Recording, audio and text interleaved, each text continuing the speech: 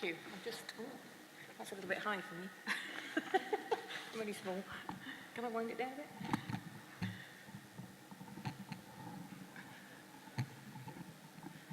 Right. Is that okay? Everybody hear me okay? That's great. Thank you very much, Hannah. I'm delighted to be here. I'm here on behalf of a team of three.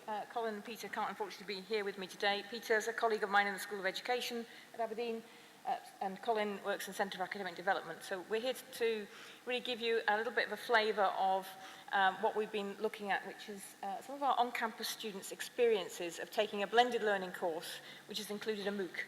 And we've been very interested to find out what their experiences were, and particularly in terms of engagement, how engagement on this course compared with other students across the university.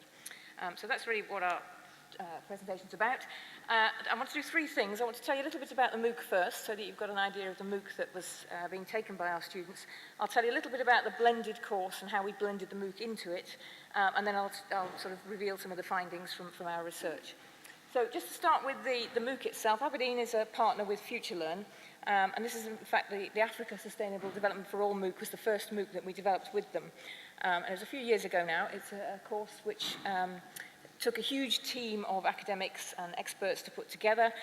Some of the people involved are mentioned up there. Professor Hilary Homans was the lead educator originally. Peter Matika has been involved with the course from the beginning, and he was actually the coordinator of our on-campus course as well, so there's been some continuity there. The course is aimed very much at, or one of the things we wanted to achieve with our MOOC was to actually reach out to learners in sub-Saharan Africa, to give them an opportunity to talk and to communicate and share experiences and ideas with other learners around the world. So it was really to try and reach out to a global audience. And it involves quite a lot of sort of expert ideas and opinions, both in terms of videos from our own educators, but also interviews with key informants in sub-Saharan Africa, case studies and the like. So it's quite I say traditional MOOC, those two words don't quite go together, it's almost an oxymoron, isn't it? But it's quite a video-heavy course. It has text, it has links to other resources for people to read, it has lots of discussion activities to try and encourage interaction and debate between people. And there's also a very big aspiration in the course to develop critical skills and critical thinking around the whole notion of sustainable development.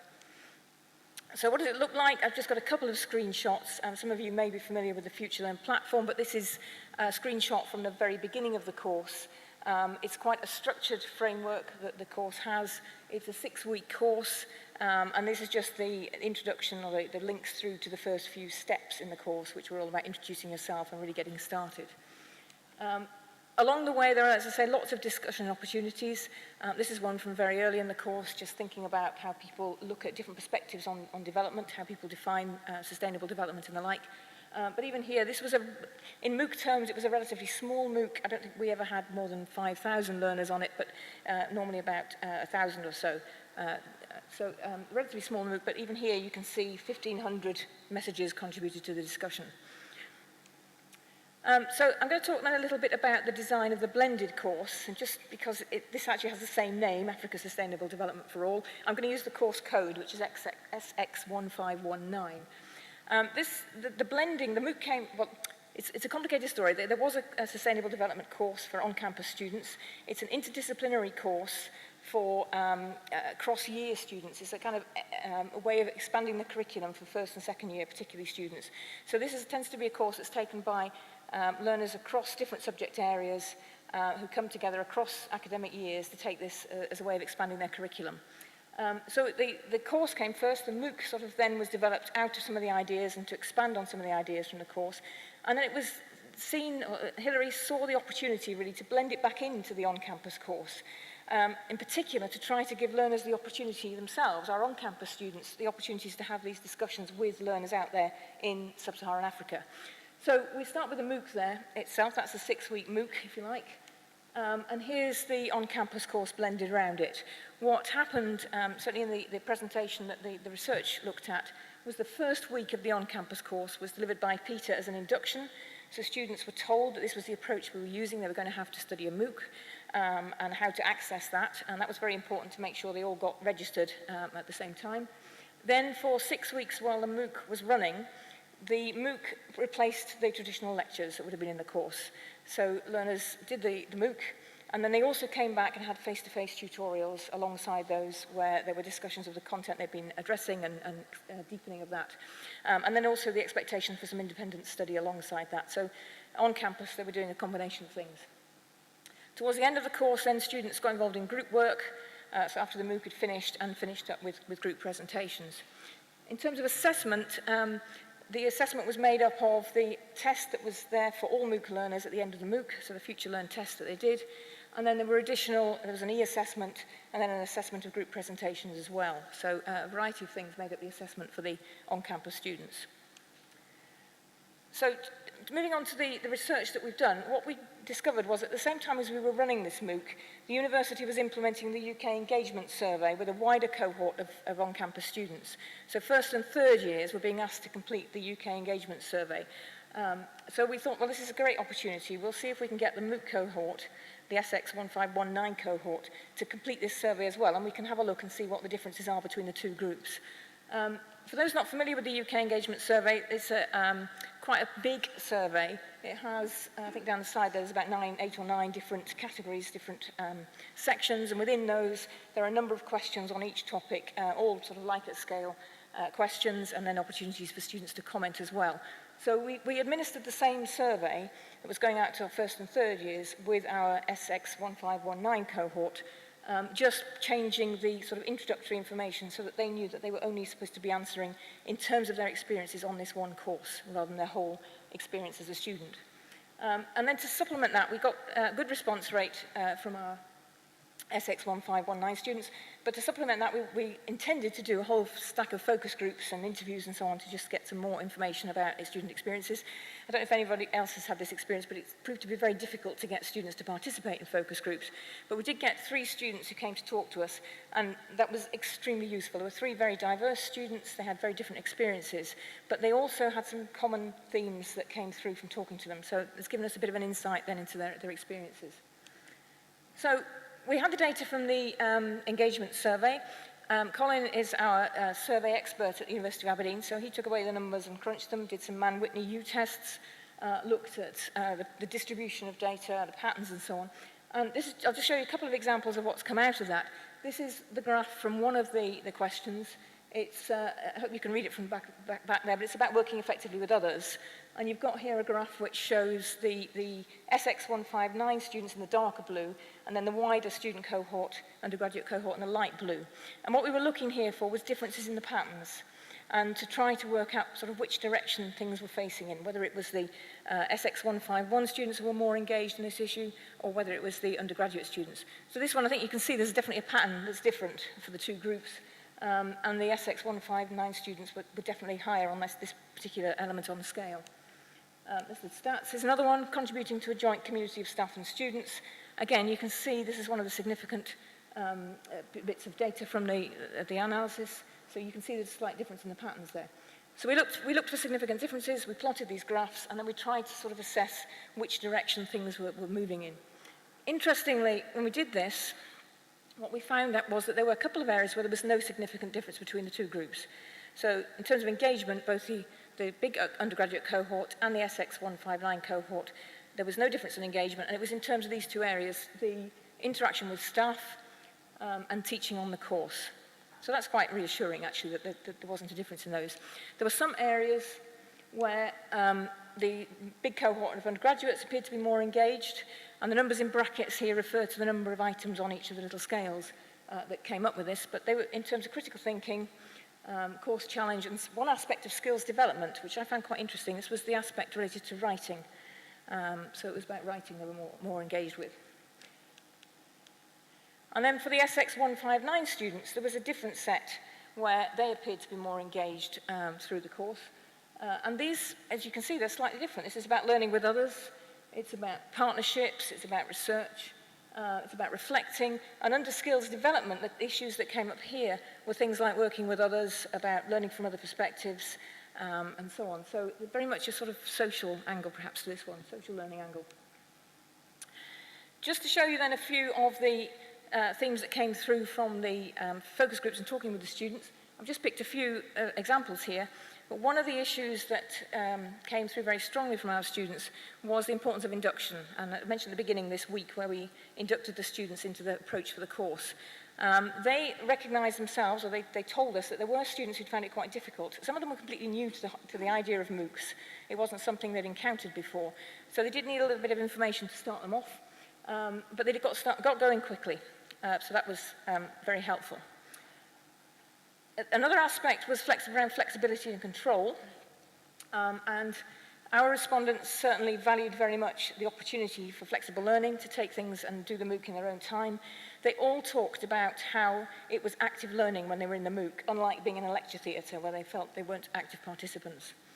And they all, interestingly, used very systematic approaches. They seemed to work through as they were supposed to, the MOOC, in order. They did the activities they were requested to, which I think is slightly different from the pattern of engagement you might get from a non-campus-based MOOC learner. So yeah, they liked the flexibility. They liked the opportunity, as one participant put it, to be able to switch off the lecturer. You can't do that, as he said, in a normal lecture theatre. The other interesting thing that came out was around commenting and actually participating. All of our focus group participants suggested that they were more likely to contribute to the MOOC than they would be in a classroom situation. And that was particularly interesting for me as somebody who's been involved in distance learning for a long time. You can see some findings from other literature that suggest that distance learning students actually don't engage quite so much. But in this context, they were engaging as distance learning students in the MOOC. I suspect there's a few things behind that. Obviously, the blending, it might be one of them, but also it might be the nature of the MOOC and so on. But they were all more likely to comment. And then sort of following on from that, how they commented and how they engaged with the discussions was very interesting. These are findings from other studies of blended courses with MOOCs in them, which all suggest that the on-campus learners didn't contribute or only in a small amount. So no posts, little participation, little exchange. All of our focus group participants read things and they contributed. So they all participated, and they all talked about different ways they had learnt from participating in the discussions, whether it just be through comments helping them understand content, or whether it be through discussions with people in sub-Saharan Africa who could give them more examples, or in one case, the last one, actually having some kind of more in-depth conversation with somebody out there who was practicing in the field. So there may be, again, several different reasons behind this, and it's quite difficult from such a small group of participants to draw conclusions. But it does suggest that something around the blending, possibly around the platform design, around the pedagogy, around also, I think, the teachers' actions, what the educators were doing in the MOOC and on campus that may have influenced this. So just to sort of draw a few conclusions, I'll put this one back up because I think this is, for me, this is the sort of summary of what we've discovered here. It does seem that there are differences between the engagement of a group of undergraduate students and those who are engaged in blended learning with MOOCs involved. And it seems interesting that it might be around areas like critical thinking, course challenge, around writing, that actually on-campus students can be more engaged with, whereas it's some of the social aspects that are coming out through looking at the blended students. And I wonder if this is one sort of model of what might be going on, where the big circle is the MOOC and the big wide world and all the learners who are in that space, who are there to offer different perspectives, to have conversations about that, to answer each other's questions. And then we've got the on-campus community of learners guided by the tutors in a face-to-face setting, who can deepen things, who can offer support, who can motivate students to take part. It seems there's something akin to that going on. So what we've done, just to sort of a final slide for you then, is to put together a few ideas of our own about what might make blended learning work if you're trying to do this kind of thing and blend a MOOC into an on-campus course. And really these kind of follow up from some of the points I've made, things around induction, things around flexibility and control, and encouraging social learning, encouraging people to get involved, to really make the most of the opportunities to work in this global context. I've got one more slide which has a few references, and just to let you know that the slides are up there on SlideShare if anybody would like to see those. But I think I'll stop there. Thank you.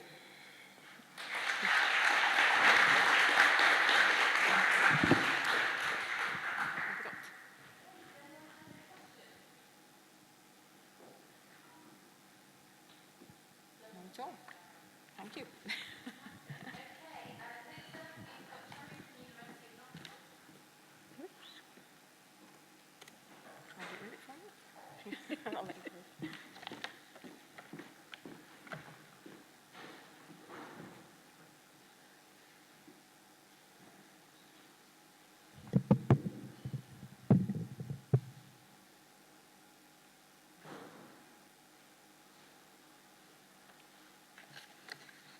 Hey, good afternoon. I'm Cherry Pusa. I work at the University of Nottingham. I'm part of the Health, E-Learning and Media team in the School of Health Sciences. I'm very pleased to be able to share some of my PhD research findings with you today. I just want to acknowledge the invaluable support that I received from my supervisors, Heather Ward and Sharon Ainsworth. So, because it's mid-afternoon, I thought we could start with some questions. So, if you don't mind, a quick show of hands. How many of us have had the experience of introducing a new online system like a VLE? Quite a few. How many of us have delivered training or developed an online training guide to show students how to use it? Brilliant. Bear with me, 2 more questions. How many of us wondered if the students were more confident in using the system following the training? And finally, how many of us wondered if the students' confidence was long-lasting? Brilliant. Okay, so we'll come back to those questions at the end. So a quick show of how I've structured my presentation for the next 15 minutes or so. A quick context and why I was motivated to do my research on, I should have said it in the beginning, but I hope it was in the title, you saw it, whether or not virtual peers can help web-based learning self-efficacy. I'll talk a little bit about the theories behind my research, what I asked in the research, the development of the intervention package that I used, a little bit about my study design, the methods, data collection, what I found, more importantly, some conclusions and recommendations, and what I hope to do next, all in the next 15 minutes. So, a few years ago now, I was involved in a huge rollout of a VLE in the School of Nursing, as it was then. We decided back then that all of our modules, which was about over 300, should all go on the VLE, which was WebCT back then. And as you can imagine, it was quite a difficult, lots of things to do, quite a difficult job to manage, and lots of training sessions involved. So I think at one point I was delivering maybe about 30 training sessions in a week up and down East Midlands. To pre-registration, which are student nurses, and post-registration nurses, so nurses who are already qualified and coming back to do CPD studies. And clearly it was unsustainable. But what was interesting was that I met hundreds of students and various lots of range of skills. But what stuck to my mind was I encountered lots of students who were anxious and even angry, actually, that they were anxious about using a new system. They were angry that they felt that they didn't get enough support, and in fact, research shows that students who are using a new online system for the first time, or even more than once, if they're doing it on their own, they're feeling isolated, and they think that it's more work, and in some cases, students even drop out from online courses. They're feeling overwhelmed, don't know what to expect, and what skills do I need to have to do these things? Somebody somebody show me what to do? And in terms of the students that we have, because they're student nurses, they're saying, we don't want computers, we're a caring profession, what is it to do with us? And it's interesting that these feelings are still valid today, it's still being reported in the literature. So my options were, I could deliver more training, maybe a bit more effectively, and evaluate, or do a PhD on it. And if I did want to do a PhD, part-time, obviously, what do I want to achieve from that? And I thought long and hard about it, we're always going to be delivering training, but I wanted to do a bit more than that. I wanted to change. I want to help students more. And, but what is it, or what was it that I was trying to do? Do I want to change their confidence? Yes. Is it competence that I want to change? Yes. Because clearly we know that there is a link between confidence and competence. Or I could do nothing. But the consequences for not doing so would be, like I said before, there would be students who would be affected in terms of their confidence. They might avoid web-based courses and activities within it. And particularly for post-registration nurses, because they've got to come back and do their CPD in order to maintain their, or carry on with their job, it might affect their CPD planning. And more importantly, the big picture is that it has a direct impact on their capability to remain as a safe practitioner. So the real impact is on patient care. So personally, if I did want to go into hospital, I want to be cared for by a nurse who is confident and all that. And I wanted to do my bit in contributing to that safe patient care. And also, web-based learning is here to stay, it's not going anywhere. The government keeps telling us to do more online, use technology appropriately to deliver continuous learning. So yes, I wanted students to be more confident, I wanted them to be more competent, but actually what I wanted to do was I wanted them to have more belief in themselves that they can succeed in accessing web-based learning and indeed as a web-based learner.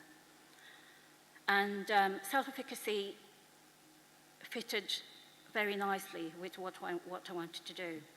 And Bandura defined self-efficacy as people's belief in their capability to organize and execute the course of action required to deal with prospective situations in specific domains. In other words, it's believing what you can do with the skills that you have. And the phrase specific domain is important because you can be confident generally about everything, but you might not have strong self-efficacy in a specific domain, for example, using the web for learning. And self-efficacy can be measured.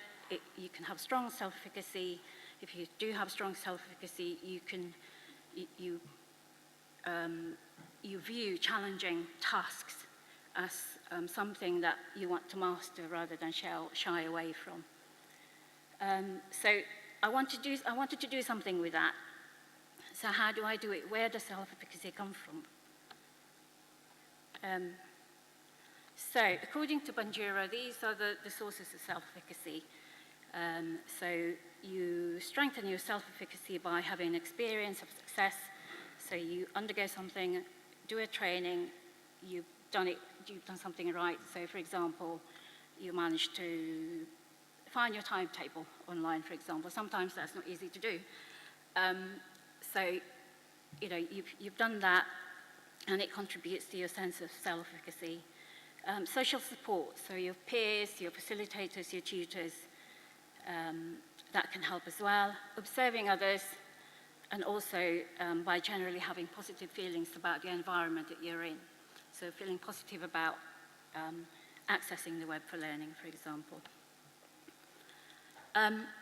So in the context, in the domain of web-based learning, as we know that students might access web-based learning, they might access their course material online with others in the same room, or they might access it on their own at home or on a bus or somewhere else. And as we've seen, the sources of self-efficacy you can have in blended setting.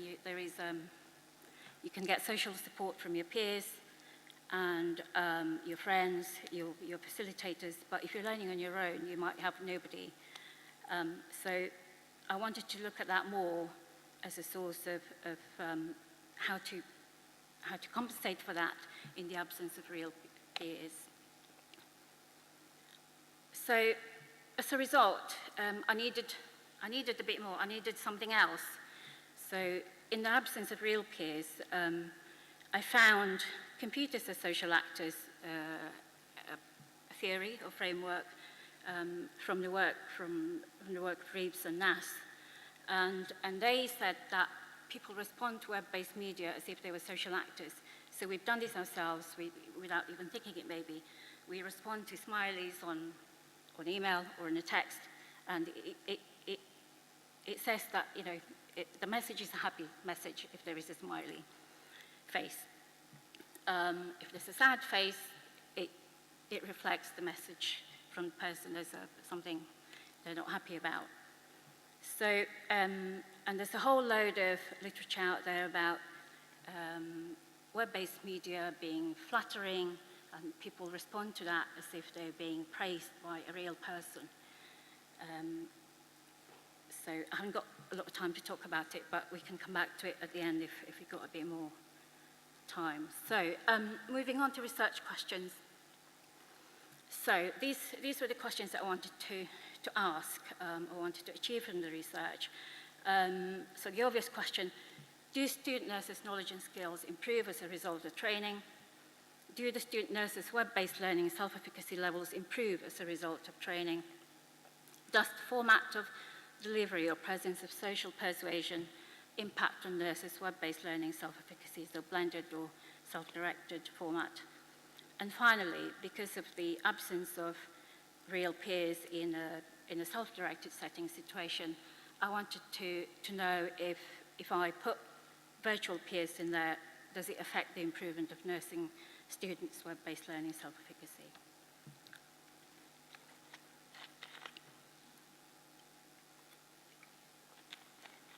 So because it's an experimental study, I needed an intervention tool. And this is quite a big part of my study. I developed a bespoke training package using a user-centered design. And part of that was a consultation with over 200 students. And I won't go into this because it's a separate topic really. But I just wanted to include it so you have an idea of the tool that I used. And I put it in WebCT. I developed it in conjunction with the students, and it should have all of the sources of learning self-efficacy in there. And quickly, some screenshots here. I'm just going to skip all over that. But I had 4 groups in the experimental study, and I had 2 outcome measures, knowledge and skills, and self-efficacy learning measures. And participants I did 3 studies, and these were the participants. And more importantly, I wanted to go to the findings because I'm running out of time. So overall, the nursing students' knowledge and skills levels increase following training. So keep doing the training, it does work. And overall, the nursing students' web-based learning self-efficacy levels increase following training. And more importantly, their self-efficacy levels were maintained 9 weeks later. So I did a pre, post, and delayed test. And the delayed bit is still under research, and that was what I wanted to find out, whether it made a difference or not. And in terms of the format of delivery, actually in terms of the post-reg, they found that the virtual peers didn't help at all. But for the pre-registration nurses, it did. So that's quite an interesting finding. And finally, just going over this quickly, the virtual peers, the smileys, actually were sufficient to help with social support in the absence of real peers. So, conclusions, that's it. So training is important, and self-efficacy web-based learning can be changed, and more importantly, is long-lasting, and yet in the absence of real peers, low fidelity virtual peers like smileys as opposed to avatars and more expensive things like that can provide social support. I'm going to stop there.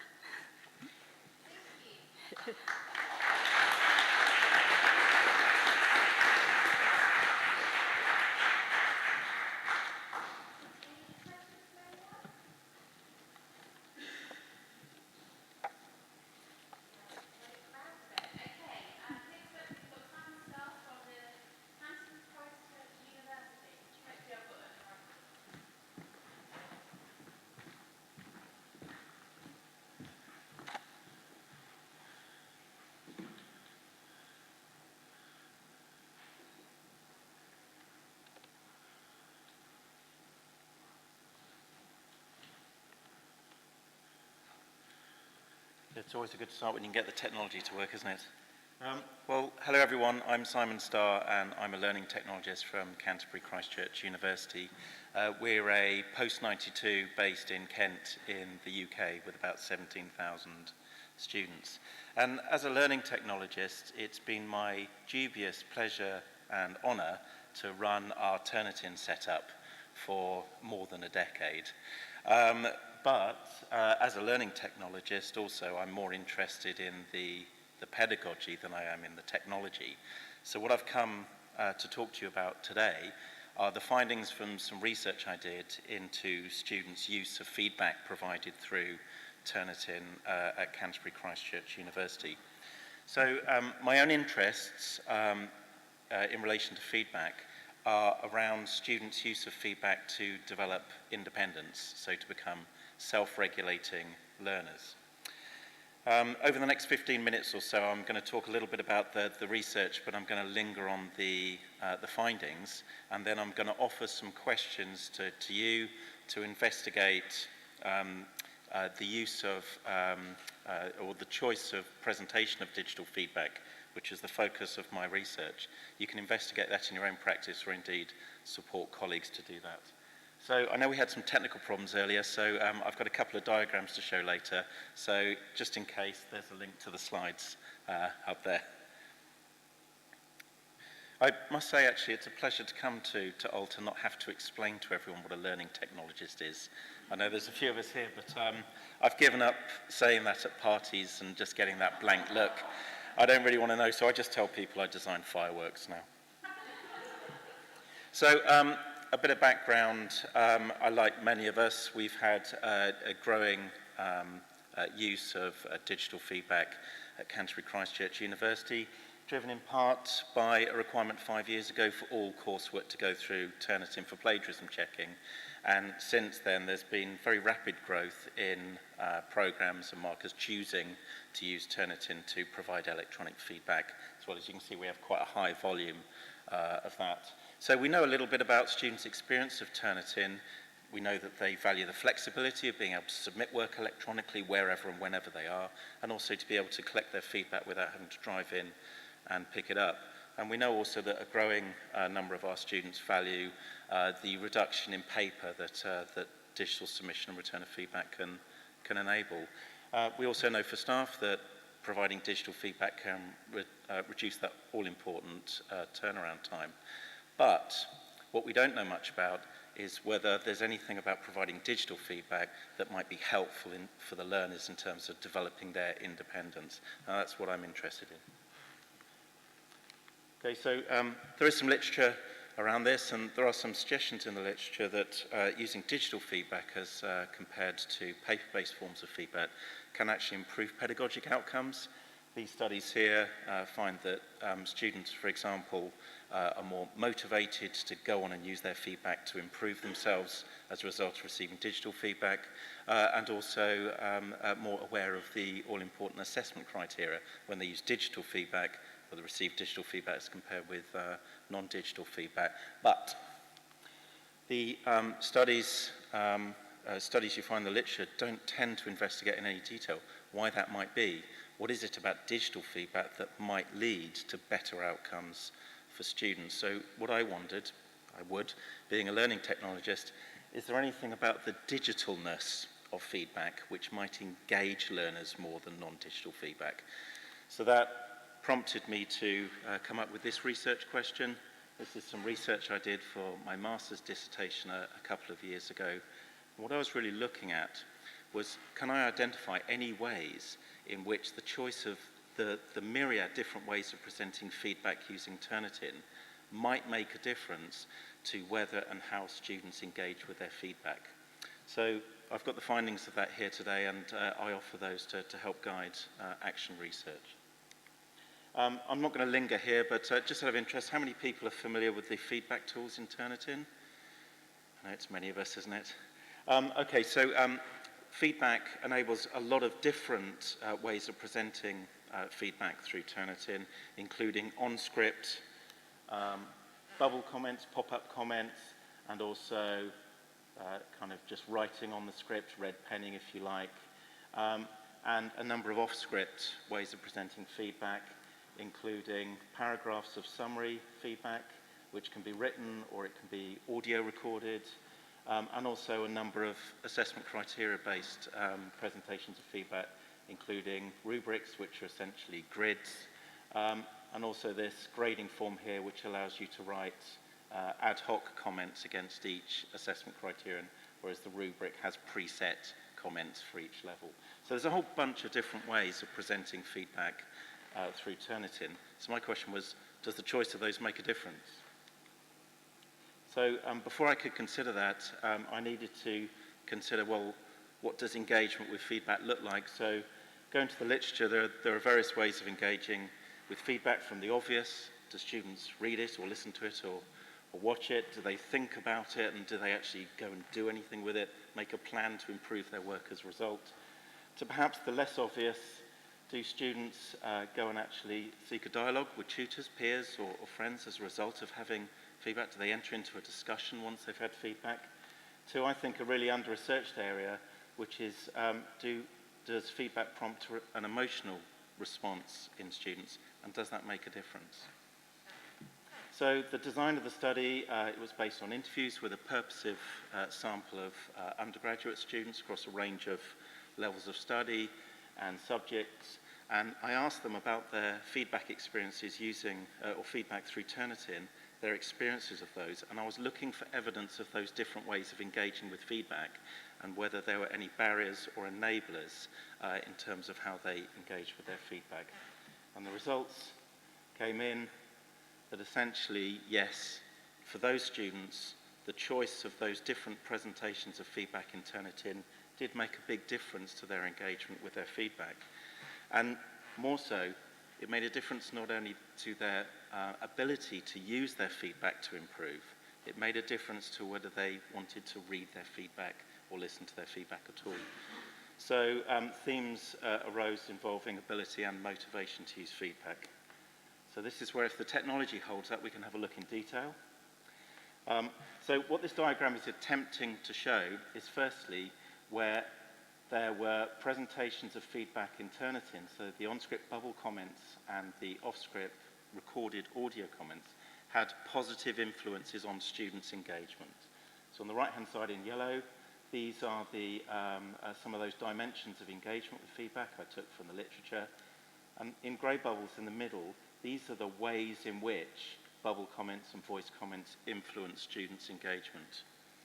So firstly, if we take personalisation, or students' perceived personalisation of their feedback, bubble comments had a positive influence because by them highlighting individual pieces of students' work on the script, students felt that the tutor had simply paid attention to their work. With voice comments, personalisation came through there being a perceived warmer, less formal tone compared with written feedback. And that, in turn, led to students feeling valued. Now, interestingly, for this group of students, they all turned out to be quite independent learners, which is a shame because it's not something I sought in my sample. So actually, where students, we'll see on the next slide, got a reduced sense of personalisation through their feedback, it didn't make a difference to whether they then went and used their feedback. It might do for less independent students. So next, another influence was the way in which bubble comments and voice comments were, students hadn't seen them before. They simply had a novelty effect, and that made them more likely to go and read it. One student said, if I see a bubble, I want to click on it. and find out what's in there. So there was a novelty effect. Another influence was specificity. So students said that bubble comments, because they related to a particular part of their work, were more useful to them, and they were more likely to follow that bit of feedback up because they could see where it related to their work, as opposed to off-script comments, which we'll come to in a moment. And then finally, voice comments, because you have added tone and pace and inflection, and also a tendency to use simpler language, these students said, through voice comments, led to an enhanced clarity of meaning, which again helps students to use their feedback simply because they understood what the tutor was trying to say a bit better. So those were the positive influences. Negative influences, the culprits were general comments, which are the off-script summary comments, rubrics, which are the assessment grid-based feedback with preset level descriptions, and quick mark comments, which are on-script bubble comments, but which are preset, canned feedback. So in terms of specificity then, students sometimes found it difficult to relate off-script summary feedback to particular parts of their work, and so that reduced the value for some of them. I don't really know how to improve my work because I don't know which bits of my work those summary comments relate to. Clarity of meaning, as students said, was a troublesome area when it came to rubrics because of the tendency to use the language of assessment criteria to say how well students are done within each level of those assessment criteria. And actually, also, students found rubrics a problem because, again, they found it hard to relate to their work. So actually, rubrics were a real culprit with the sample of students that I spoke to. And then finally, both rubrics and quick mark comments reduced the students' perceived sense of personalisation of their feedback, which led to them feeling less valued through that. I just want to hop back a moment, because the one thing that's really come out of this for me that maybe was new to me was this notion of emotionally connecting with the marker. So this was one of the areas of engagement with feedback that I suggested is underexplored. And all the students that had received voice comments, they all said the same thing, which was they just felt closer to their marker as a result of hearing them rather than looking at what they've written down. And that emotional connection with the marker, in turn, actually made them more motivated to go and do something with their feedback. Okay. So what? Well, the first thing is, in my institution, I don't know about yours, there's been a big push to use rubric feedback because engaging students with the assessment criteria, that's a good thing, right? And there's lots of good theory about that, which I'd support. Also, it happens to be quite an efficient way of giving a lot of feedback to a lot of students without a huge amount of effort. And there's a bunch of literature that supports this, but for these students, rubric feedback was problematic. Again, because the language of assessment criteria was difficult for them, and they also found the rubrics difficult to relate to their work because they kind of existed on the side. They weren't picking out areas of their script. A second challenge, if an emotional connection with the tutor or the marker through feedback is important, which it was for these students, then what price anonymous marking is what I'd ask. Certainly personally, I think it's quite a human thing, actually. For me, I'm more likely to take feedback from people that I feel I have a connection with, and maybe a little less likely to take feedback from people I don't know or feel a bit distanced from. So I think that might be an issue. The other talking point, I suppose, is although I've been talking about Turnitin, other digital feedback tools are available. There's lots you can go and look at in the exhibition hall. I don't really think this is about Turnitin at all. And in fact, the influences on students' engagement really came from, is the feedback in context in their work, or is it off their script? Is the feedback canned, or do they perceive it to be personalised to them? Is it audio with all its warmth and its extra tone, or is it text? And those seem to be the things that made a difference to students' engagement. So actually, I don't really think this is about technology. Okay, so a few limitations. I didn't look at postgraduates. The reason for that is because I'm interested in development of self-regulation as learners, and undergraduates was a good place for me to go there. I only looked at summative assessment on coursework because that's by far and away what we use Turnitin for the most. That's not to say that that's the way we should be using our digital feedback tool. I think there's actually a lot more value in using it for formative and peer assessment, but that's not what we tend to do at the moment.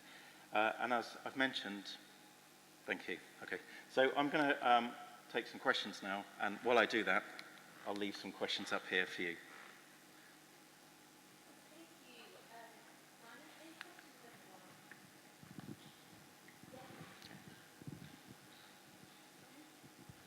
Hi, I'm over here. Hi. I'm Gabby from Loughborough. That was really interesting about the audio feedback being so well received by the students in your institution. At Leicester University a few years ago, we did a project where we got some academics to agree to give audio feedback, and some of them gave both audio and written feedback in the margins of the assignments. And then I did a linguistic analysis of it with some colleagues, and what we found was that the nature of the language used was very different in the audio compared to the written feedback. So the written feedback, as you say, was very much in the language of the rubrics. It was very kind of formal. The audio feedback was very natural, very human, and there was all the tone that you have in the human voice as well, which added to the warmth and sense of this being a conversation between the marker and the student. And the students responded really well to the audio feedback. I think they also liked the combination because they liked to see specifically in the text where they were getting pointers to change things. And also the markers started then using voice recognition technology because the external examiners wanted to see text. They didn't want to sit and listen to a minute or 3 minutes of audio feedback. So they used voice recognition technology to at least have a transcript. So yeah, that really confirms what you're saying as well. Thank you. Yes, I'm aware there's some research going on at University of Winchester looking into the same thing. Do markers use different words when providing feedback on the same piece of work via audio recording or written?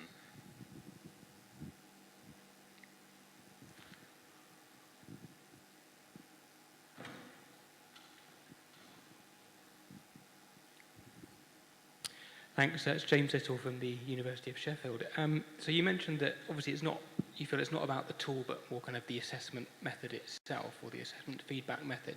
Out of interest, have you approached any of the tool providers like Turnitin to ask them that when they designed the tool, if they had kind of factored in any kind of process about how they decided which tools to actually create in the first place?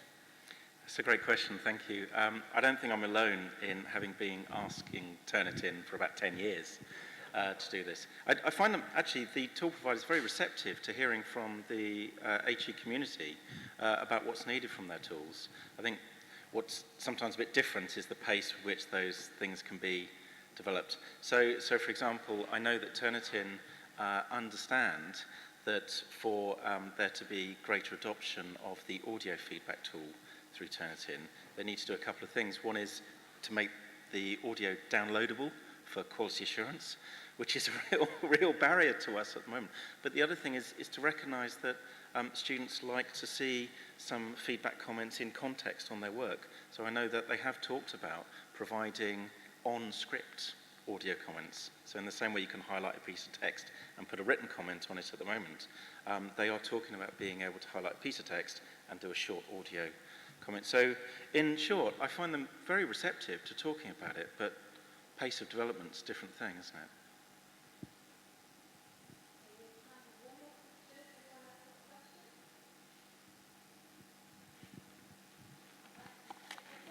Okay, thank you.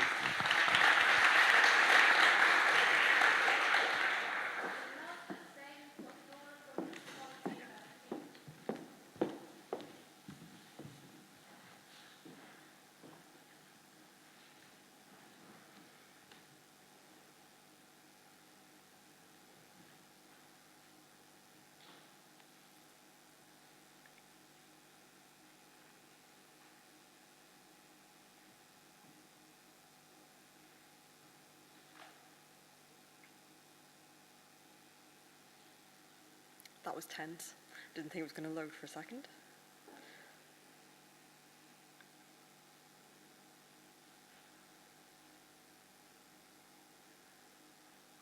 Thank you.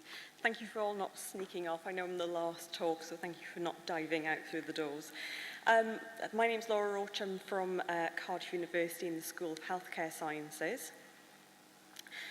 Just to give you a background, first of all, about the School of Healthcare Sciences. So we have quite a few undergraduate programs, the top 4 being nursing, midwifery, physiotherapy and occupational therapy, and we also have postgraduate taught and postgraduate research as well. So as an outline of my presentation today, I'm going to talk to you about why and how we developed a robust system for summative assessments using capture technologies, the challenges and the successes that we came across, our future plans, and also I'm going to talk a little bit about our physical learning spaces. Okay, so first of all, change and identifying a need for change in initial ideas. So in the School of Healthcare Sciences for our nursing programme, we predominantly have objective structured clinical examinations, or OSCEs, presentations and viva voces. I'm going to focus on our presentations for the purposes of this presentation, and I'm going to talk about our summative presentations with an oral element. So historically in the school, we have had 2 members of staff present at each presentation. So one member of staff would act as the marker, and the next would act as the moderator. However, only the square root of the cohort would need to be moderated, plus any borderlines or fails. So we were moderating all presentations, despite the fact we only required the square root of the cohort to be moderated.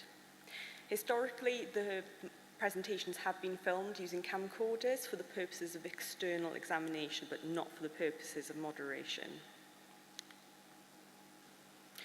So the key issues that we had was unnecessary work, naturally moderating all students. Staff time, we all know in higher education that we're constantly being asked to do more with less. And also unwieldy video files. So the reason that we weren't using the camcorder recordings for moderation was due to storage, time spent on trying to compress the videos, and the inability to share them securely. So what we proposed to do was to run a pilot in a single module using Panopto, which is our lecture capture system, for both a formative and summative presentation. We only used a single module because that particular module had roughly 230 students, which was actually the whole nursing cohort. It was a module all nursing students were required to complete.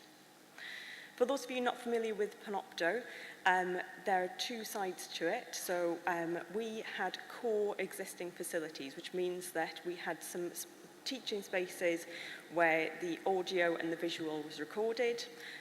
We didn't have any enhanced rooms easily accessible to us, and an enhanced room would also have video feed.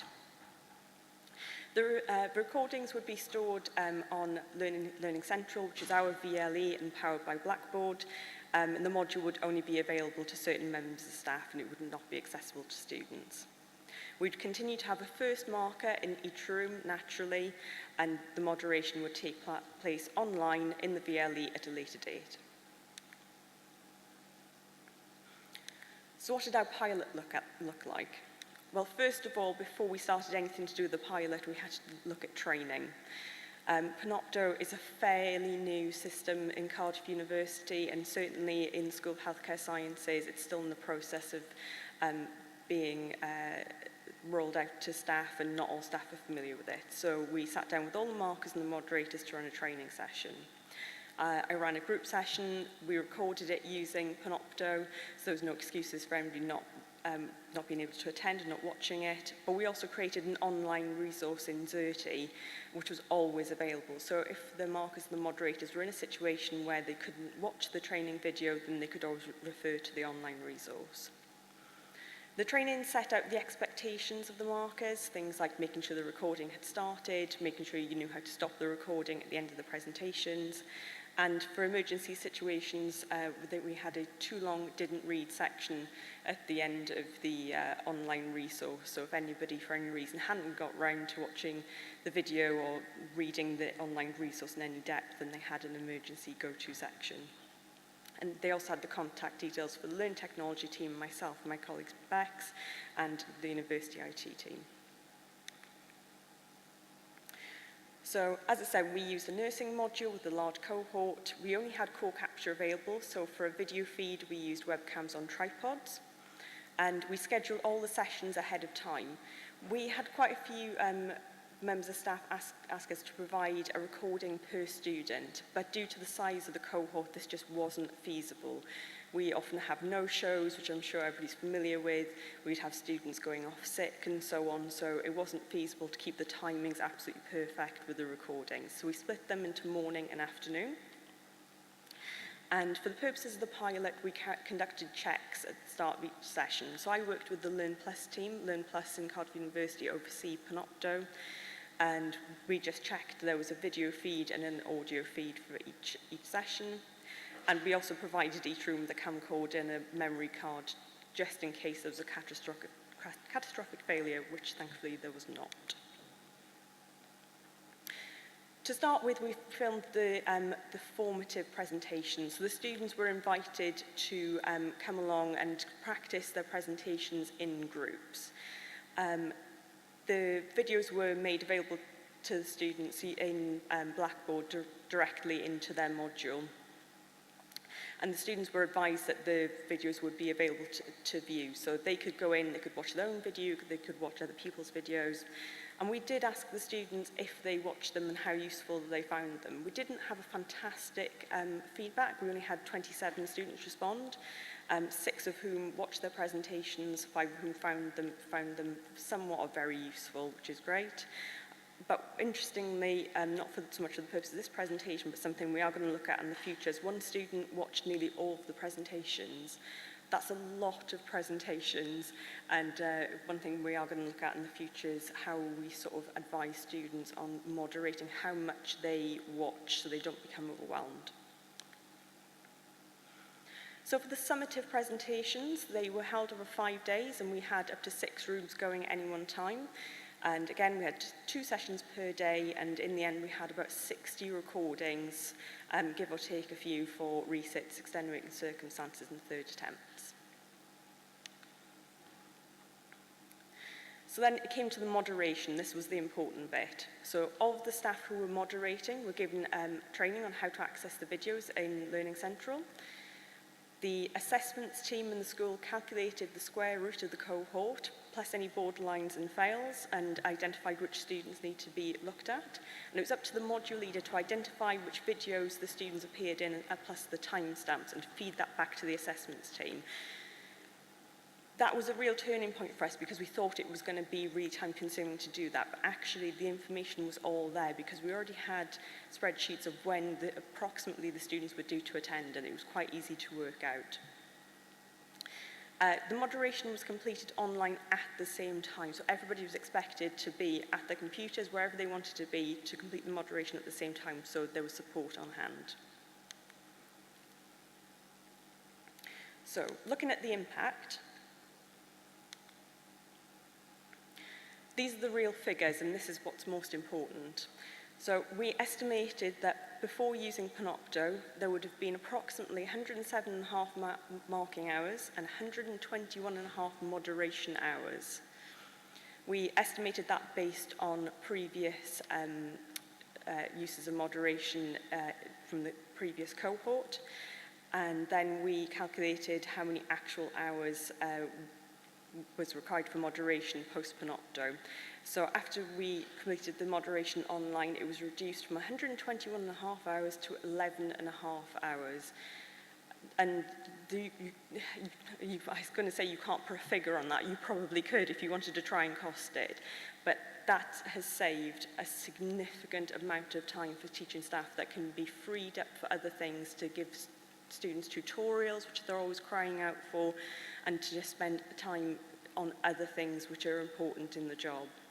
We did have some additional resource time. Myself and my colleagues in the Learn Plus team and the IT team did need to be on hand during the pilot, but that is something that will be significantly reduced if the system is rolled out. So we went from 229 staff hours to 122 staff hours. We did use the videos for external examination. We ran a very similar process and we identified the videos that needed to go to the external examiners. And the external examiners accessed the videos through Learning Central as well. The previous system actually saw the videos going out, I believe, were on secure USB sticks to examiners, which, even though I was reassured that they were highly encrypted, you know, if somebody really wanted to access those videos, they could. I'm sure they wouldn't, but there's always that possibility, and why take a chance? So the main challenges we faced during this time were some various technical ones. We had a problem with the audio volume in one particular case because the microphone actually ended up being behind the students rather than in front of them. There was a few issues, webcam angles, so in one case we had a particularly tall student, so we only had him from about here down. Some of the webcams would move, people would come into the room and move furniture around and sort of move the webcam because it was sort of in their way. And we also, during the pilot, had one member of staff who was a first marker not turn up due to illness. But thankfully, we'd already thought ahead and there was a roving marker for these emergencies and that person stepped in. During the moderation process, there was an issue with access to viewing the videos in the module, but thankfully that was resolved because it turned out to be a central issue. It wasn't anything that we could have possibly foreseen and is now being resolved. So we asked the moderators and the external examiners what they thought, as this has had the biggest impact on them. We had 100% response rate for both, and in terms of the moderators, 100% of them found the new process quite or very useful. They found it quite or very easy to use, which is fantastic. But anecdotally, a lot of the moderators did approach us and say, this is great, we want to see more of this. It is definitely a useful system and is better than what we've been doing before because it saves us so much time. And at this point, they hadn't even seen the figures and they already knew how much time they were saving. The external examiners, 3 out of 4 thought that they preferred the new system. One thought that they didn't prefer the new system, they found it more complicated. However, there was also in the survey one external examiner who admitted they hadn't done any of the training. So I don't know if that was the same person or not. It might be, it might not, but it would be interesting to see what happens going in the future.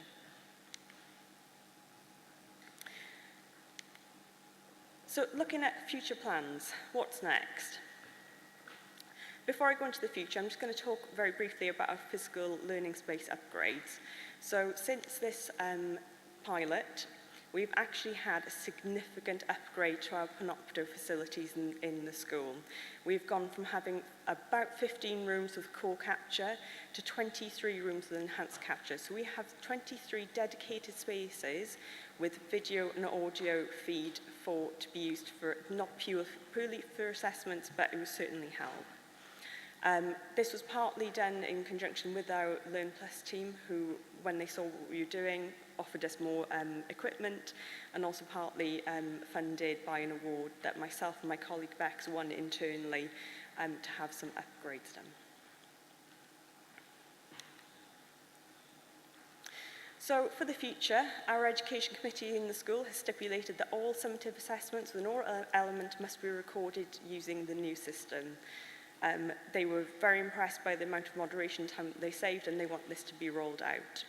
Due to the system upgrades, we're going to do a second phase pilot coming in the new academic year, so we got an opportunity to iron out any problems that might have occurred using the new equipment.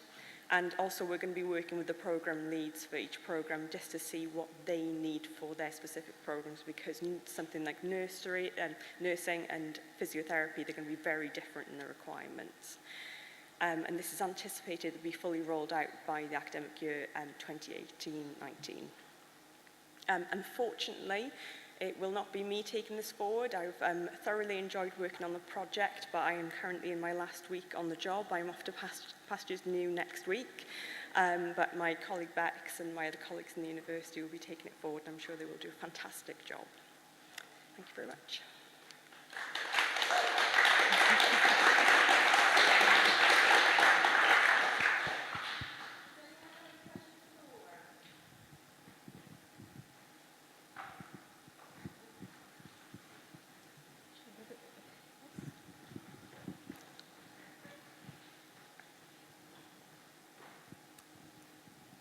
Hi, I was wondering, have there been any other departments other than within sort of nursing and healthcare that have been interested in this or have been doing anything similar at Cardiff? Yeah, our School of Law have been doing a very similar process. It's not something I found out about quite recently, so I haven't actually had a chance to speak to them about exactly what they've been doing, but I've been told by colleagues that they do have a very similar process for some of their assessments. Okay. Not aware of any other institutions externally, but we would love to hear from them if anybody is aware of anywhere else that might be doing this. Okay, thank you.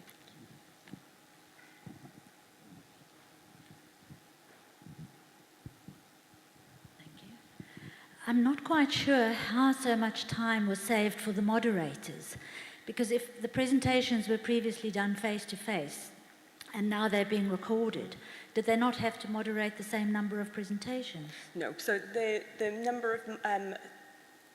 number of presentations to be moderated was calculated after the presentations had taken place, so there'd be the square root of the cohort and only those students were moderated. So the assessments team would identify the students being moderated and the team would only moderate those on Blackboard. So previously the moderator would have been in the room at the time of the presentation and they would have moderated all of them because they wouldn't have known at that time which students needed to be moderated. So that was a change in the process, really, not just because of the introduction of the recordings. That's right, yeah, absolutely.